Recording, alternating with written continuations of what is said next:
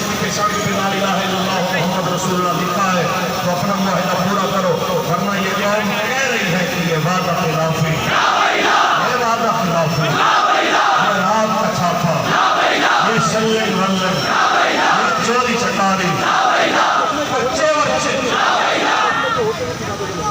और हम देखिए जी, इससे बढ़कर क्या हमारी वादा वफाई, हुक्म वतनी और दीनदारी का कोई सबूत मांगता है कि इतने बड़े क्राउड में होते हुए भी हम अपने वादे को निभा रहे हैं।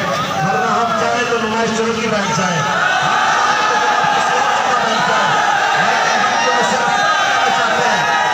हम वादा निभा रहे हैं।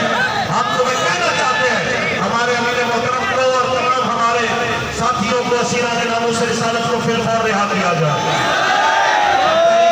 या रसूलुल्लाह जो करोड़ों मुसलमानों की आखिरी उम्मीद है, उसके खिलाफ हर किस्म की साजिशों को भंग किया जाए और इंशाअल्लाह वो वक्त करीब है। आया आया आया आया खान साहब तुमने नहीं रहना, एक साहब तुमने नहीं रहना, हजूर के दीन में सदा रहना है। बस रसूल